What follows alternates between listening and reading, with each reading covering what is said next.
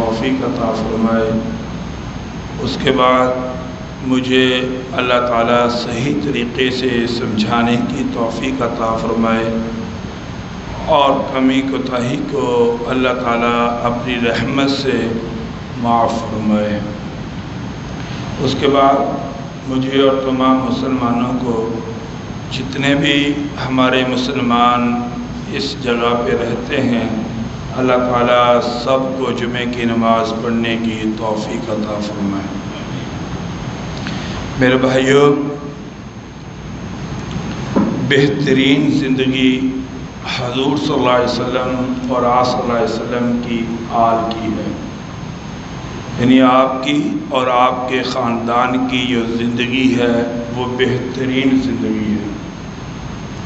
ایک حدیث میں آتا ہے کہ مسلم کے اندر یہ حدیث ہے، مشکات کے اندر بھی فرمایا کہ فلن تضلوا، تم کبھی بھی گمراہ نہیں ہوگے جب تک کہ تم نے قرآن اور حدیث کو مضبوطی کے ساتھ پکڑے رکھا۔ ایک حدیث میں آتا ہے کہ آپ صلی اللہ علیہ وسلم نے فرمایا کہ جب تک تم میرے آل کی صفات کو اپناؤ گے، یعنی جو میرے خاندان والے لوگ ہیں ان کے طریقے کے مطابق زندگی گزارو گے اور انہی کے اسوہ حسن کے مطابق زندگی گزارو گے، فرمایا کہ تمہیں کبھی بھی زندگی میں پریشانی اور تکلیف نہیں ہوگی اور غیر شریعت پہ تم کبھی بھی نہیں چلو گے۔ میرے بھائیوں، اللہ تعالیٰ نے جو زندگی حضرت محمد مصطفیٰ صلی اللہ علیہ وسلم کو عطا فرمائی اور جو زندگی آپ کے خاندان کو اللہ نے عطا فرمائی، ایسی صفات، ایسی زندگی انسان کو نصیبوں سے ملتی۔ بخاری شریف کے اندر ایک حدیث ہے کہ حضرت عائشہ رضی اللہ تعالیٰ عنہ فرماتی ہیں کہ حضور صلی اللہ علیہ وسلم ساری رات اللہ کے سامنے کھڑے رہتے اور پھر اسی طرح سے تہجد پڑھتے حتیٰ یتورق قدماہ یا حتیٰ تورق قدماہ، کہ آپ صلی اللہ علیہ وسلم کے قدم مبارک سوج جاتے اور آپ ساری رات تہجد کے اندر کھڑے رہتے اللہ کے سامنے۔ حضرت عائشہ رضی اللہ تعالیٰ عنہ کہتی ہیں میں نے کہا کہ یا رسول اللہ صلی اللہ علیہ وسلم، آپ اللہ کے نبی ہیں، اللہ نے آپ کو معاف فرما دیا ہے، آپ کے لیے اللہ نے جنت کا اعلان فرمایا ہے، آپ کے لیے اللہ نے دنیا کو بنایا ہے، تمام نبیوں کو آپ کی وجہ سے بھیجا ہے، تمام لوگوں کو آپ کی سفارش سے جو ہے جنت ملے گی، لیکن پھر بھی آپ کا اتنی لمبی رات اللہ کے سامنے کھڑے ہونا، رونا، اللہ کے سامنے عاجزی کے ساتھ آنکھوں میں آنسو بہانا اور آنکھوں میں آنسو لانا، اللہ کے سامنے اس طرح کے آپ کے قدم مبارک سوج جاتے ہیں، آپ اتنی تکلیف کیوں اٹھاتے ہیں یا رسول اللہ صلی اللہ علیہ وسلم؟ تو آپ صلی اللہ علیہ وسلم نے فرمایا کہ عائشہ افلا اکون عبدا شکورا، کیا میں اپنے اللہ کا شکر ادا نہ کروں کہ میرے اللہ نے مجھے نبی بنایا، میرے اللہ نے میری وجہ سے دنیا کو بنایا، میرے اللہ نے میرے اوپر وحی نازل فرمائی،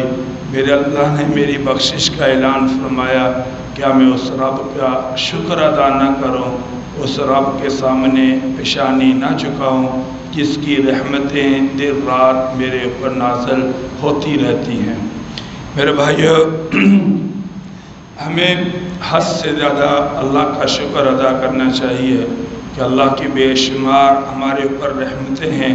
اللہ کی نعمتیں ہیں ہمارے اوپر کہ اگر انسان ان کو گننا چاہے تو گن نہیں سکتا۔ تو یہی ہمارے لیے ایک نصیحت ہے کہ ہمیں زیادہ سے زیادہ اللہ تبارک و تعالیٰ کے سامنے جھکنا چاہیے اور ان لوگوں کی سیرت کو اپنانا چاہیے کہ جن لوگوں نے کامیاب ہونے کے بعد اور اللہ سے جنت کے ٹکٹ لینے کے بعد بھی اپنے آپ کو اللہ کے سامنے جھکایا، اللہ کا تابع دار بنایا اور اللہ کی اطاعت میں اپنے جسم کو لگایا۔ حسن، یہ حضرت حسن رضی اللہ تعالیٰ عنہ کے بیٹے ہیں ان کو حسن مثنیٰ کہتے ہیں کہ یہ خانہ کعبہ گئے۔ خانہ کعبہ جانے کے بعد انہوں نے اپنے آپ کو خانہ کعبے کے غلاف کے اندر چھپا لیا۔ جو خانہ کعبہ کے اوپر غلاف چڑھا ہوا ہے ان کے اندر اپنا سر دے لیا، اور ان کے ساتھ ایک محمد جو تھے، محمد بن اسماعیل، وہ ان کے ساتھ تھے۔ تو جب انہوں نے وہاں اپنا سر خانہ کعبہ کے غلاف کے اندر دیا اور رونے لگے اور کہنے لگے، اے اللہ مجھے معاف فرما دے، اے اللہ میرے اوپر اپنی رحمتوں والا معاملہ فرما دے، اے اللہ میں بڑا کمزور ہوں، میری بخشش فرما دینا، میرے اوپر اپنی رحمت نازل کر دینا، اور مجھے اپنی پکڑ سے محفوظ فرمانا، اپنی ناراضگی سے محفوظ فرمانا۔ اور اس طرح رو رو کر اس غلاف کے اندر دعا مانگنے لگے، اور اتنی عاجزی کے ساتھ دعا مانگنے لگے، اتنے ہی عاجز لفظوں کے ساتھ، اور اپنے آپ کو اللہ کی عدالت میں اتنا حقیر بنا کر پیش کرنے لگے کہ اس طرح کے لفظ وہ کہتے ہیں اسماعیل کہ میں نے کبھی نہیں سنے۔ جب وہ فارغ ہوئے دعا سے تو میں نے کہا کہ حسن مثنیٰ آپ بتائیں کہ کیا اللہ نے آپ کی بخشش نہیں فرما دی؟ کیا آپ قریش خاندان میں سے نہیں ہیں؟ کیا آپ کا خاندان اعلیٰ نہیں تھا؟ کیا آپ حضور صلی اللہ علیہ وسلم کے خاندان میں سے نہیں تھے؟ کیا اللہ تعالیٰ کی طرف سے آپ پر رحمتیں نہیں ہیں؟ تو جب کہتے ہیں کہ میں نے اتنی باتیں کی، کہا کہ بھائی یہ تو دھوکہ ہے، یہ تو دھوکے کی باتیں ہیں، یہ تو دل کو تسلی دینے والی باتیں ہیں۔ ہوا اعلم بمن اتقی، اللہ زیادہ جانتا ہے تقوی والا کون ہے، متقی کون ہے، پرہیزگار کون ہے، جنتی کون ہے، جنمی کون ہے۔ اور یہ تو خاندان کا حسن نسل اللہ تعالیٰ کی طرف سے کسی کے لیے کچھ بھی نہیں ہے۔ اللہ کے پاس تو وہی کامیاب ہو کے جائے گا جس نے اللہ کو راضی کیا ہوگا اور حضرت محمد مصطفیٰ صلی اللہ علیہ وسلم کی سنت کے مطابق زندگی گزاری ہوگی۔ تو اس لیے آپ مجھے دھوکہ نہ دے کہ میرا حسن نسب بڑا ہے تو اللہ مجھے کچھ نہیں دے گا، کچھ نہیں کہے گا۔ نہیں بھائی، ایسی بات نہیں ہے۔ اللہ کے پاس جا کر اعمال چلیں گے، وہاں نہ مال چلے گا، نہ اولاد چلے گی، نہ حسب چلے گا، نہ نسب چلے گا، وہاں تو اعمال چلیں گے، انسان کی اپنی زندگی ہوگی۔ حضرت عائشہ رضی اللہ تعالیٰ عنہ فرماتی ہیں، میں نے کہا کہ یا رسول اللہ صلی اللہ علیہ وسلم، میں آپ کی بیوی ہوں، میں آپ کو کہاں تلاش کروں میدان محشر میں؟ آپ ذرا مجھے بتا دیں، کیونکہ حضور صلی اللہ علیہ وسلم نے سوچا کہ یہ عائشہ ہے، اگر میں نے اس کو کہہ دیا کہ میں تمہیں میدان محشر میں ملوں گا، یا تمہیں میں اسی طرح سے پرصراط پہ ملوں گا، میزان پہ ملوں گا، کیونکہ حضرت عائشہ کا ایمان مضبوط تھا۔ حضور صلی اللہ علیہ وسلم چاہتے تھے کہ یہ اپنی پوری تیاری کے ساتھ دنیا سے آئے، اور جو فضائل کی حدیثیں ہیں کہ یہاں حضور صلی اللہ علیہ وسلم میزان کے پاس بھی ملیں گے، پرصراط پہ بھی ملیں گے، اور اسی طرح سے حضور صلی اللہ علیہ وسلم حوض کوثر کے پاس بھی ملیں گے۔ وہ ہم جیسے کم ایمان والوں کے لیے تسلی کے لیے حضور نے فرمایا، تاکہ یہ لوگ اپنا حوصلہ نہ چھوڑ دیں اور اپنے آپ کو مایوس نہ سمجھ بیٹھیں کہ بھائی کچھ نہ کچھ لے کر آنا، اور وہاں کلمے کی دولت سے میرے پاس پہنچ جانا، آگے میں تمہیں خود تمہارا حساب کتاب جو ہوگا وہ لگوا لوں گا، لیکن کلمہ ضرور لے کر آنا، مسلمانوں کی صفوں میں ضرور کھڑا ہونا۔ یہ تو ہمارے لیے ہے، لیکن حضرت عائشہ رضی اللہ تعالیٰ عنہ کو کہا کہ عائشہ یاد رکھنا کہ جب دائیں ہاتھ میں حساب کتاب یا بائیں ہاتھ میں دیا نہیں جائے گا، اس وقت تک تمہارے کوئی کام نہیں آئے گا، اور جب تک تمہاری جنت کا یا جہنم کا دروازہ کھول نہ دیا جائے گا، تمہارے کوئی حق کام نہیں آئے گا، اور جب تک کہ تم پرصراط سے کامیاب طریقے سے گزر نہ جاؤں گی تو تمہارے کوئی کام نہیں آئے گا۔ آپ صلی اللہ علیہ وسلم نے اپنے خاندان کو ایسا ڈرایا، آپ صلی اللہ علیہ وسلم نے اپنے خاندان کے دماغ کے اندر ایسی خشیت الہی رکھی کہ جنت کے ٹکٹ لینے کے بعد بھی اللہ کو راضی کرنے پہ لگے ہوئے ہیں۔ دن رات محنت ہے کہ ہمارے رب ہم سے راضی ہو جائے، ہمارے لیے جنت کا اعلان ہو جائے۔ اللہ ہم پہ راضی ہو جائے، اللہ ہمارے اوپر اپنی رحمتیں نازل فرما دے، کسی نہ کسی طریقے سے اللہ تبارک و تعالی ہمارے اوپر جو ناراضگی ہے وہ نہ ہو، اور اللہ ہمارے اوپر اپنی آسانیوں والا معاملہ فرما دے۔ اور یا صلی اللہ علیہ وسلم کے خاندان کی ایک عادت تھی اور جو اللہ نے آپ کو نصیب فرمائی اور ہمیں حکم دیا ہے کہ اگر تم چاہتے ہو کہ ڈیکھی والوں کہ تمہیں بھی کامیابی مل جائے، تم بھی چاہتے ہو کہ تم پر بھی اللہ راضی ہو جائے، تو حضور صلی اللہ علیہ وسلم نے فرمایا پھر میرے خاندان کی سیرت کو اپنا لو، میری سیرت کو اپنا لو، تمہیں کامیابی مل جائے گی۔ حضرت فاطمہ رضی اللہ تعالیٰ عنہ ایک دفعہ رات کو نماز پڑھنے لگی اور ساری رات میں 2 رکعت جب مکمل ہونے لگی تو صبح صادق کا ٹائم ہو گیا، فجر کی اذانیں شروع ہو گئی، تو بڑی حیرت کے ساتھ کہنے لگی کہ اللہ تیری راتیں بھی اتنی لمبی نہیں کہ فاطمہ اپنی 2 رکعتیں ہی پڑھ سکیں، اور ان 2 رکعتوں کے اندر کبھی روتی، کبھی آیات خوشی والی آتی، کبھی غمی والی آتی، کبھی جنت والی آیات آتی، کبھی جہنم والی آتی، اور اللہ کے سامنے جھکتی اور ساری رات اپنی 2 رکعتوں کی عبادت میں گزار دی، اور جب صبح ہوا تو کہا پتہ بھی نہیں چلا کہ میری صرف 2 رکعتیں ہوئی ہیں۔ اور یہ امت کو نصیحت ہے کہ اصل آل یہ ہے، اصل صفات تمہارے اندر یہ ہونی چاہیے کہ تمہارے دماغ کے اندر سب کچھ اچھے اعمال کر کے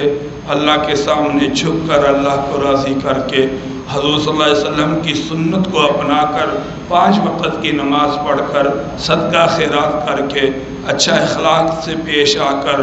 اور پورے قول اور فعل ادا کر کے جو اللہ اور اس کا رسول تم سے چاہتا ہے ان ساری چیزوں کو پورا کر کے پھر بھی فرمایا کہ بڑی عاجزی کے ساتھ اللہ کے سامنے اپنے آپ کو پیش کرو کہ اللہ میرے حال پر رحم فرما دے۔ میری نماز 100% نہیں ہے کہ وہ مجھے جنت میں لے جائے گی، میری زکوٰۃ 100% نہیں ہے کہ وہ مجھے جنت میں لے جائے گی، میرے اخلاق 100% نہیں ہے کہ وہ مجھے جنت میں لے جائیں گے، اے اللہ میرے معاملات 100% صحیح نہیں ہیں کہ وہ مجھے جنت میں لے جائیں گے۔ یعنی سب کچھ پورے تقاضے کر کے پھر بھی اپنے آپ کو اس طرح اللہ کی عدالت میں پیش کرو کہ اللہ میں تیری رحمت کے بغیر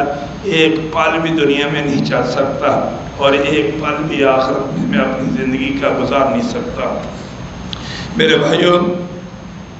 حضور صلی اللہ علیہ وسلم کا خاندان وہ خاندان تھا کہ جنہوں نے اللہ کو راضی کیا، اور ایسا راضی کیا کبھی اللہ کے سامنے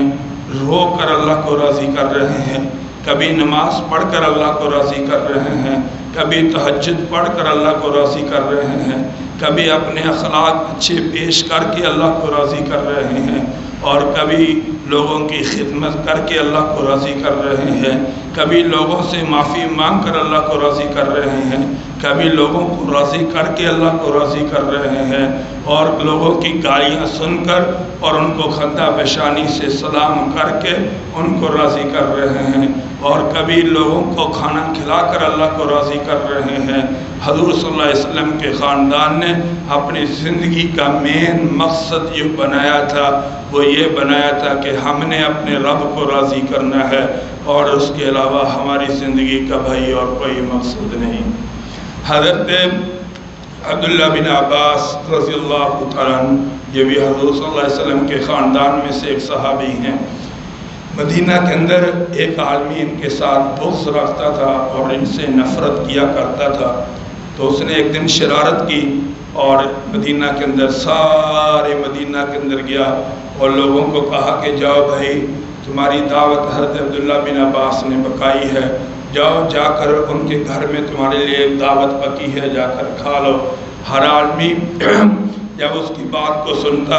اور وہ اپنے گھر بار کو چھوڑ کر حضرت عبداللہ بن عباس رضی اللہ تعالیٰ عنہ کے پاس پہنچ جاتا۔ حضرت عبداللہ بن عباس کو کہتے کہ آپ نے ہمیں بلایا ہے، تو حضرت عبداللہ بن عباس تعجب سے ان کا چہرہ دیکھتے اور کہتے بھائی بیٹھ جائیں، یہاں تک کہ سارے مدینہ کے لوگ وہاں اکٹھے ہو کر آگے تو کہنے لگے کہ ہمیں پتہ چلا ہے کہ آپ نے آج ہماری دعوت کی ہے، آپ نے ہمارے لیے کھانے کا انتظام کیا ہے، تو ہم تو آپ کے پاس کھانے کے لیے آئے ہیں، کیونکہ یہ حضور صلی اللہ علیہ وسلم کے خاندان میں سے تھا، اور ہمیں ان صفات کو اپنانے کا حکم دیا گیا ہے کہ میرے جیسا ہوتا تو ہم کہتے پہلے تحقیق کرتے ہیں کس نے بھیجا ہے، پھر تحقیق کے بعد فیصلہ کریں گے، پہلے ہم اس کو میدان میں لاتے ہیں، اس نے یہ زیادتی کیوں کی، اس کی جرت کیسی ہوئی، ہم کئی باتیں کرتے، کئی غصے اپنے نکالتے، کئی ساڑ نکالتے، لیکن حضور کی تربیت تھی، حضور صلی اللہ علیہ وسلم کا یہ خاندان تھا۔ حضرت عبداللہ بن عباس رضی اللہ تعالیٰ عنہ نے اپنے غلاموں کو کہا جاؤ بھائی مدینہ کے اندر جتنا بھی فروٹ ہے سارے کا سارا خرید لاؤ، فروٹ خرید لائے اور لا کر ان کے سامنے رکھ دیا اور کہا بھائی یہ کھاؤ، ہم تمہارے لیے روٹی کا بھی انتظام کرتے ہیں۔ اپنے غلاموں کو کہا کہ جلدی جلدی ایک اونٹ ذبح کرو، اونٹ ذبح کیا گیا اور پھر وہ پکایا گیا، کیونکہ صحابہ کرام اونٹ کو ذبح کرنے کے ماہر تھے اور منٹوں میں اونٹ ذبح کر کے اور اس کو تیار کر لیتے تھے، گھنٹے نہیں لگاتے تھے بلکہ منٹ لگاتے تھے، اور اونٹ کا گوشت تیار کر کے اس کو کھا کر پورے مدینہ کی مہمان نوازی کی گئی اور کہا کہ اب آپ جا سکتے ہیں، بلکہ بعض کتابوں میں کہا ہے کہ آج آپ نے ہمارے گھر میں کھانا کھایا ہے تو آج آپ ہمارے پاس آئے ہیں۔ تو آج کے بعد ایک ہفتہ پورے مدینہ کی مہمان نوازی حضرت عبداللہ بن عباس رضی اللہ تعالیٰ عنہ کی طرف سے ہوگی۔ میرے بھائیو، ہم اہل بیت کا نام لیتے ہیں لیکن ہماری سیرت صورت ان کے ساتھ دور تک بھی نہیں ملتی، لیکن صحابہ کرام رضی اللہ تعالیٰ عنہ اور آپ صلی اللہ علیہ وسلم کا یہ خاندان تھا، اتنا خاندان تھا کہ ان لوگوں کی زندگی ایسی ہے کہ جب انسان پڑھے ان کی زندگی میں حسد نہیں ملے گا، ان کی زندگی میں جھوٹ نہیں ملے گا، ان کی زندگی میں بغض نہیں ملے گا، ان کی زندگی میں انسان کو لڑائی نہیں ملے گی، ان کی زندگی میں جھگڑا نہیں ملے گا، ان کی زندگی میں فساد نہیں ملے گا، ان کی زندگی کے اندر انسان کو غیبت نہیں ملے گی، ان کی زندگی کے اندر بے اخلاقی والی کوئی چیز نہیں ملے گی، ان کی زندگی کے اندر انسان کو ایسی چیز نہیں ملے گی کہ جس کی وجہ سے ان کی زندگی میں شک و شبہات پیدا ہو کہ شاید پتہ نہیں ان کی بخشش ہوگی یا نہیں ہوگی۔ میرے بھائیوں، صحابہ حضور صلی اللہ علیہ وسلم کے خاندان والوں نے بڑی ہی اچھی طریقے سے زندگی گزاری، حضور صلی اللہ علیہ وسلم کی زندگی کو اپنایا اور اس کو اپنا کر اپنے آپ کو کامیاب کروایا، دنیا کی جو ہے لالچ سے اپنے آپ کو دور کیا، دنیا کے طمع سے اپنے آپ کو دور کیا، دنیا کے عہدوں سے اپنے آپ کو دور کیا، دنیا کی عزت کی خاطر اپنے آپ کو دور کیا کہ ہمیں کوئی عزت چاہیے نہیں ہے، دنیا کے لالچ سے اپنے آپ کو دور کیا اور صرف اللہ کو راضی کرنے کے لیے دن رات محنت کی، جستجو کی، طلب کی، بطور نمونے کے اپنے آپ کو پیش کر کے دکھایا کہ بھائی اللہ کو ایسے راضی کیا جاتا ہے کہ اس طرح محنت کرو گے تمہارا رب تم سے راضی ہوگا، اور اگر محنت نہیں کرو گے تو کچھ بھی نہیں پاؤ گے۔ میرے بھائیوں، دنیا کے اندر ماں باپ کہتا ہے کہ اولاد پالنے کے لیے ماں باپ کو محنت کرنی پڑتی ہے۔ حضرت حسن رضی اللہ تعالیٰ عنہ کہتے ہیں کہ جیسے ہمارا جسم خوبصورت لگے ہم اس کے لیے محنت کرتے ہیں، وہ کیا ہے کہ کبھی ہم نائی کے پاس جاتے ہیں، کبھی حمام میں جاتے ہیں، کبھی ہم نہاتے ہیں، اچھی صابن استعمال کرتے ہیں، اچھے کپڑے پہنتے ہیں اور مونچھیں کٹواتے ہیں، دائیں بائیں بال یہ بھی اچھی طرح کٹواتے ہیں، اچھا لباس پہننے کی کوشش کرتے ہیں تاکہ ہم لوگوں کو اچھا لگے۔ اس کے لیے ہمیں کتنی محنت کرنی پڑتی ہے تاکہ ظاہری طور پر ہمارا جسم اچھا لگے۔ فرمایا کہ باطن پہ اس سے زیادہ تمہیں محنت کرنی پڑے گی کہ جس کو اللہ نے دیکھنا ہے۔ دنیا والے نہیں باطن کو دیکھتے، دنیا والے تو ظاہر کو دیکھتے ہیں، اور میرا رب ظاہر کو نہیں دیکھتا، باطن کو دیکھتا ہے۔ جتنا تمہارا باطن اچھا ہوگا اور جتنا باطن کے اندر اللہ کی محبت کی طلب ہوگی، جستجو ہوگی، اور جتنے تمہارے اعمال کے اندر اخلاص ہوگا کہ میں نے اپنے رب کو راضی کرنا ہے اور میں نے اللہ کو پانا ہے، میری زندگی کا مقصد کہ مجھے اللہ کی محبت نصیب ہو، میرے جینے مرنے کا مقصد، میرے دن رات کی محنت کا مقصد صرف اور صرف یہ ہے کہ میرا رب مجھ سے راضی ہو جائے، اور یہ جتنی طلب ہوگی اتنا زیادہ تمہارا باطن اچھا بنے گا۔ ظاہر کو اللہ نہیں دیکھتا بھائیو، اللہ باطن کو دیکھتا ہے، اور باطن کب بنے گا؟ جب اپنے باطن پہ محنت کرو گے، جب حضور کی صفات کو اپنے اندر لے کر آؤ گے، جب حضور کے خاندان کی صفات کو اپنے اندر لے کر آؤ گے، پھر ہمارا باطن بنے گا۔ کیا کہنا اس خاندان کے، کیا اللہ نے ان کو مقام دیا، کیا اللہ نے ان کو صفات دی، کیا اللہ نے ان کو عظمت دی، کیا اللہ تبارک و تعالیٰ نے ان کو درجے دیے، کیا عزت دی، کیا فوقیت دی۔ میرے بھائیوں، امام زین العابدین رحمۃ اللہ علیہ کہ روزانہ جب رات عشاء کی نماز پڑھ لیتے، پڑھنے کے بعد جب اندھیرا گلیوں میں بالکل چھا جاتا اور پھر ایک بوری جو ہے راشن کی بھرتے، اس میں غلہ اور اس میں کھانے پینے کی چھوٹی موٹی چیزیں، کھجوریں، ایک پورا تھیلا بھر لیتے اور پھر اپنے کندھے پہ رکھتے اور پتہ کرتے کہ مدینہ کے اندر سب سے غریب آدمی کون ہے، پھر وہاں جاتے اور وہاں جا کر اس کے دروازے کے سامنے وہ بوری رکھ دیتے اور دروازے کی دستخط دے کر کتابوں میں لکھا ہے کہ اپنے چہرے کے اوپر کپڑا ڈال لیتے تاکہ مجھے کوئی دیکھے نہ، اور اس طرح پھر واپس دے کر واپس آ جاتے۔ اس طرح پھر روزانہ 100 خاندان تھا حضرت امام زین العابدین کے ذمے تھا کہ جن کے گھر کا راشن ان کے ذمے تھا پہنچانا، اور ایک مہینے کے اندر پوری رات ان لوگوں کے راشن ان کے گھروں میں پہنچانے کا وہ انتظام کیا کرتے تھے،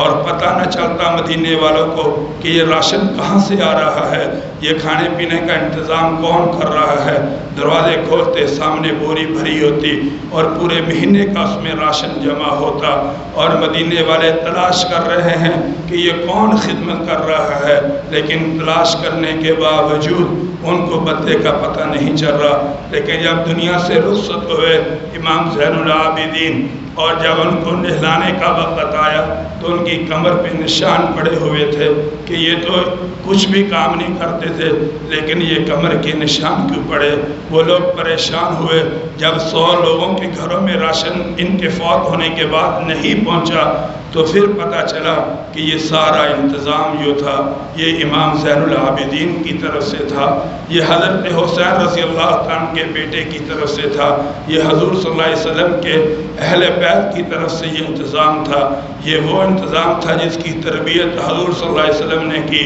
اور یہ سبق دیا کہ نیکی ایسی کرو کہ جس میں صرف ہمارے رب کی رضا ہو، دنیا کا دکھلاوا مقصود نہ ہو، دنیا داری کو راضی کرنا مقصود نہ ہو، لوگوں کو راضی کرنا مقصود نہ ہو کہ بڑے راضی ہو جائیں گے، فلانے راضی ہو جائیں گے، فلانے راضی ہو جائیں گے۔ نہیں بھائی،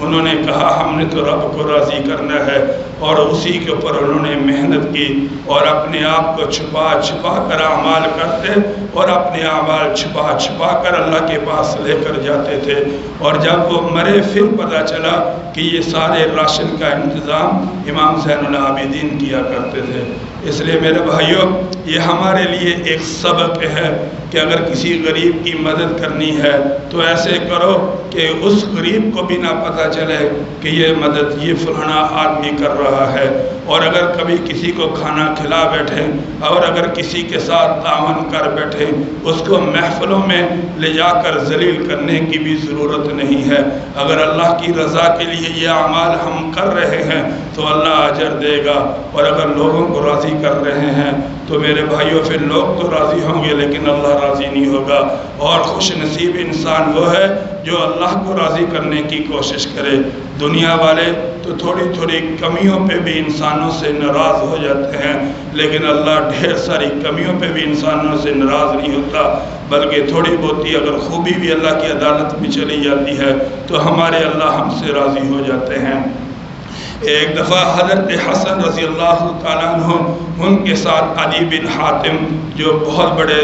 حاتم تائی ان کے بیٹے جو بہت بڑے سخی تھے، ایک دفعہ بڑے فخر سے کہنے لگے، علی کہنے لگے اے حسن، میرے داد کے میرے خاندان والے ایسے تھے کہ ہم نے کئی اپنے گھروں کے دروازے بنائے ہوئے تھے، ایک دروازے سے ایک فقیر آتا اور ہم سے لے جاتا، پھر وہی فقیر دوسرے دروازے سے آتے تو ہم پھر بھی دے دیتے تھے، اگر تیسرے سے آتے ہم پھر بھی دے دیتے، اگر چوتھے سے آتے ہم پھر بھی دے دیتے۔ ہمارے باپ دادا نے اس طرح کی سخاوت کی تھی کہ جب بھی جس دروازے سے بھی آتا ایک دفعہ میں اگر ایک آدمی 100 دفعہ بھی ہمارے گھر پہ لینے کے لیے دن میں آ جاتا، ہم نے کبھی ان کو خالی ہاتھ نہ لٹایا۔ حضرت حسن رضی اللہ تعالیٰ عنہ کہنے لگے یہ تو تمہارے جو ہے دادا کی، تمہارے ابا کی سخاوت ہے۔ سن اے عدی، میرے نانا کی سخاوت ایسی تھی کہ جس کو ایک دفعہ دے دیتے اللہ اس کی زندگی سے غربت ہی ختم کر دیتے، اس کی زندگی سے اللہ غربت ہی ختم کر دیتے۔ صفوان بن امیہ کہتے ہیں کہ میں ایک دفعہ آ رہا تھا،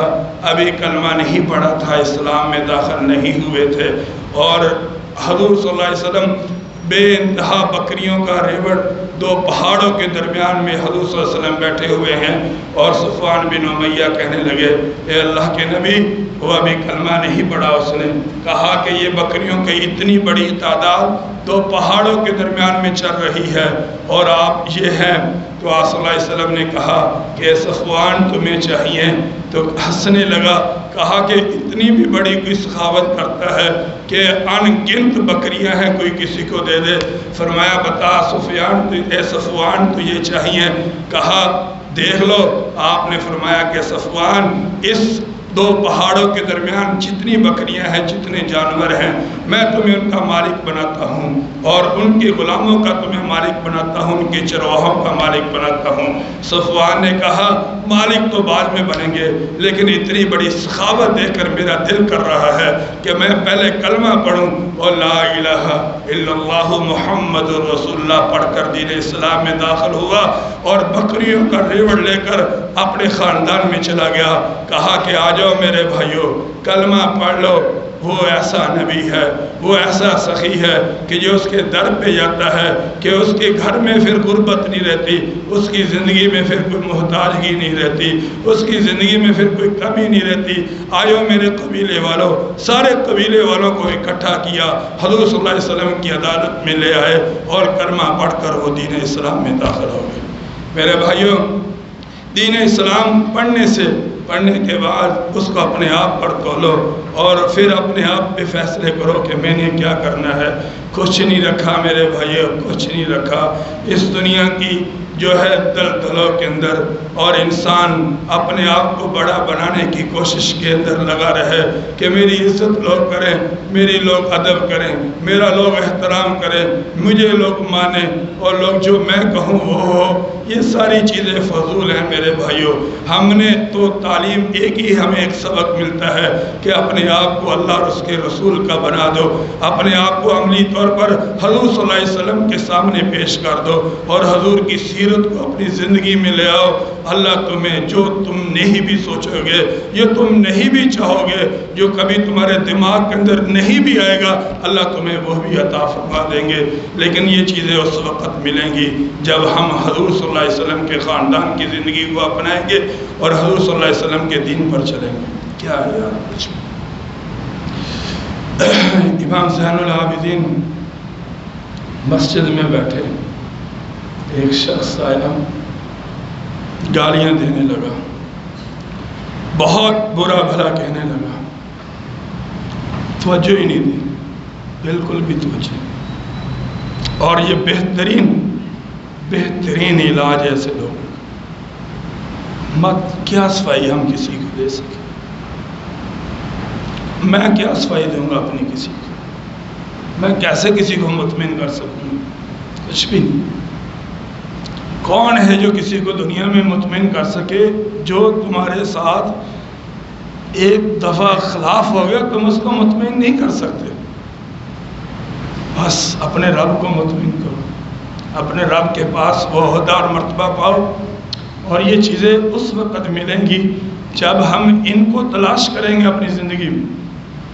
آج جب ان کی سیرت پڑھی نا امام زین العابدین کی،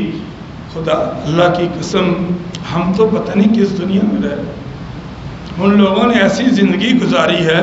کہ وہ گالیاں نکال رہا ہے اور یہ چپ کر کے سن رہے، کچھ نہیں کہہ رہے۔ وہ کہہ رہا میں تمہیں گالیاں نکال رہا ہوں، تو حضرت امام زین العابدین کہہ رہے ہیں وَأَنْتَ عُوفِي، اللہ کی قسم میں بھی تو یہی معاف کر رہا ہوں، میں بھی تمہیں ہی معاف کر رہا ہوں۔ اگر تو مجھے گالیاں نکال رہا ہے میں بھی تمہیں ہی معاف کر رہا ہوں۔ وہ آدمی نے اسی وقت جو ہے بوسہ لے لیا، کہا کہ ہم نے تو تمہارے بارے میں کچھ سنا تھا، تم تو عملی طور پر کچھ اور ہی نکلے۔ ہم عملی طور پر، ہم جتنے یہاں لوگ بیٹھے ہیں، ہم اپنے اعمال، اپنے کردار، اپنے اخلاق، اپنے افعال صحیح کر لیں، ہماری وجہ سے کئی لوگ صحیح ہو سکتے ہیں۔ ہمیں اپنے آپ کو حضور کی سنت پہ پیش کر لیں، اپنے اندر قربانی کا جذبہ کر لیں۔ سب سے پہلے قربانی اپنے من کی دیں، اپنے نفس کی دیں، اپنی میں کی دیں، جس میں کی وجہ سے ہم دنیا کے اندر جی لیں، جس میں کی وجہ سے میں یہ لفظ، جب یہ لفظ اس کی قربانی دے دیں، پھر دیکھو اللہ ہماری زندگی میں کیسے بارے لگتا، کیسے اللہ ہماری زندگی میں اپنی رحمتیں کرتا۔ کسی نے کہا کہ امام زین العابدین آپ کو لوگ برا بھلا کہہ رہے ہیں، تو کہنے لگے ایک آدمی آپ کے بہت خلاف ہے۔ کہا کہ چلو کوئی نہیں، دیکھتے ہیں۔ تو اسی وقت اس کو اپنے ساتھ لیا، اپنے کچھ ملازم دوست ان کو اپنے ساتھ لیا۔ ساتھ لینے کے بعد اس کے گھر پہ گیا تو اس نے دیکھا کہ امام زین العابدین میرے گھر پہ تشریف لائے، اور اس نے پورا جو اس سے ہو سکا اس نے، یعنی اپنے دماغ کے اندر، اپنی زبان کے اندر گالیاں دینے کی پوری ترتیب، برا بھلا کہنے کی پورا ڈھانچہ بنا کر وہ گھر سے تیار ہو کر دروازہ کھولا، اور امام زین العابدین پہ جو ہے برس پڑا، جس طرح بارش برستی ہے، اس طرح بے ادبی شروع کر دی، گستاخی، گالیاں، سارا کچھ شروع کر دی۔ تو زبان سے امام زین العابدین کہہ رہے ہیں کہ اللہ اگر جو یہ کہہ رہا ہے کہ میں گندا ہوں، میں برا ہوں، میرے اندر یہ برائیاں ہیں، اے اللہ جو یہ کہہ رہا ہے اگر یہ سچا ہے میں تو اس سے معافی مانگتا ہوں۔ اے اللہ اگر یہ سچا ہے تو میں تو اس سے معافی مانگتا ہوں۔ دیکھو نا یار، کوئی آدمی مجھے آ کر کہے کہ قاری صاحب تمہارے اندر جھوٹ بولنے کی عادت ہے، تو مجھے اپنی توبہ کرنی چاہیے، نہ چاہے جائے کہ میں اس کے خلاف، یعنی اس کے خلاف ہی ہو جاؤں۔ کوئی آدمی مجھے آ کر کہے کہ قاری صاحب تمہارے اندر قرآن کی تلاوت کی کمی ہے، تم اس کمی کو دور کرو، اب میں اس کے خلاف ہو جاؤں۔ مجھے تو اپنی کمی دور کرنی چاہیے، نہ کہ اس کے خلاف۔ اگر کوئی آدمی مجھے آ کر یہ کہے کہ قاری صاحب آپ لوگوں کے پیسے لیتے ہیں پھر واپس نہیں کرتے، تو مجھے سوچنا چاہیے کہ اگر واقعی میرے اندر یہ کمی ہے تو میں توبہ کر لوں، اللہ سے معافی مانگوں، اللہ کے سامنے رہوں کہ اللہ تو غیب کے خزانوں سے میری مدد کر، مجھے دینے کا جذبہ دے، میں واپس کروں۔ کوئی آدمی مجھے آ کر کہے کہ قاری صاحب تیرے اپنے خاندان فیملی والوں کے ساتھ حالات واقعات اچھے نہیں ہیں، تو مجھے بجائے ان کے اوپر برسنے کے مجھے توبہ کرنی چاہیے، مجھے اللہ کی طرف رجوع کرنا چاہیے۔ اگر کوئی آدمی مجھے آ کر یہ بات کہے کہ قاری صاحب کہ آپ کی اولاد خراب ہے، وہ صحیح نہیں ہے، تو مجھے اپنی اولاد کی تربیت پہ توجہ کرنی چاہیے، نہ کہ میں اپنی اولاد کی سپورٹ پہ کھڑا ہو جاؤں۔ تو یہ ہے امام زین العابدین کی سیرت۔ کہہ رہے ہیں کہ اللہ جو یہ کہہ رہا ہے اگر میرے اندر خامیاں ہیں تو مجھے معاف کر دے، مجھے معاف کر دے، اور اگر نہیں ہے تو اے اللہ اس کو معاف کر دے، اے اللہ اس کو معاف کر دے۔ یہ ہے ہمارا دین اسلام۔ ہم کہتے ہیں کہ جو ہمیں کھلائے گا ہم اسے کھلائیں گے، جو ہمیں پلائے گا ہم اسے پلائیں گے، جو ہمارے ساتھ تعاون کرے گا ہم اس کے ساتھ تعاون کریں گے، جو ہمارے ساتھ اچھا ہے ہم اس کے ساتھ اچھائی سے پیش آئیں گے۔ لیکن واللہ ہمارا دین اسلام یہ سبق نہیں دیتا، ہمارے نبی کی سیرت یہ سبق نہیں دیتی۔ پتھر کھا کر کہہ رہے ہیں اللہ ان کو نہیں پتا، ان کو نہیں پتا، لیکن اے اللہ میری وجہ سے ان کا کوئی نقصان۔ یہ ہے ہمارے نبی کا دین کہ پتھر کھا کر ان کے لیے دعائیں کی جا رہی ہیں کہ اللہ ان کو ہدایت دے دے، اے اللہ ان کے اوپر اپنی رحمت والا معاملہ فرما دے، اے اللہ ان کے اوپر آسانیوں والا معاملہ فرما دے۔ میرے بھائیوں، میرے نبی کی تعلیم، میرے دین اسلام کی تعلیم یہی ہے کہ سکون سے رہو، لوگوں کو سکون سے رہنے دو، خود سکون سے جیو، لوگوں کو سکون سے جینے دو۔ اگر تمہارے ساتھ کوئی زیادتی کرے اس کو معاف کر دو،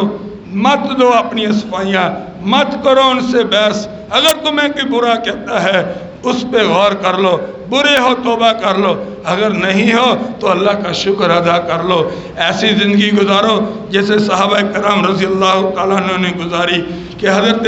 امام زین العابدین ہاتھ نیچے رکھ کر چلتے تھے اس طرح۔ کسی نے پوچھا آپ ہاتھ پھیلاتے نہیں ہیں؟ کہا کہ یہ متکبرین کی عادت ہے اور اس عادت کو اللہ نہیں پسند کرتے۔ حضرت حسن رضی اللہ تعالیٰ نے ایک دفعہ جا رہے تھے، کچھ غریب لوگ روٹیاں نکال کر پانی کے ساتھ کھا رہے تھے، اور کہا کہ آپ ہمارے ساتھ بیٹھ کر کھانا کھائیں، آپ تو سردار خاندان سے ہیں۔ تو حضرت حسن اپنی سواری سے نیچے اترے اور اتر کر زمین پہ بیٹھ کر ان کے ساتھ اس پانی کے ساتھ روٹی کھانے لگے، اور کہا کہ یہی میرے نبی کی زندگی ہے، یہی میرے نانا کی زندگی ہے، یہی میرا دین اسلام ہے۔ میرے بھائیوں، ان ساری باتوں سے جو مجھے سبق ملا، جو مجھے نصیحت ملی، وہ یہی ہے کہ جتنے سکون سے زندگی گزارو گے، جتنا اطمینان سے زندگی گزارو گے، جتنے نبی سے محبت کرو گے، نبی کی زندگی کے ساتھ تعلیم پہ عمل کرو گے، حضور کے خاندان کی جو ہے زندگی کو لے کر آؤ گے، تمہاری زندگی میں اتنی ہی اللہ کی طرف سے اچھائیاں آئیں گی۔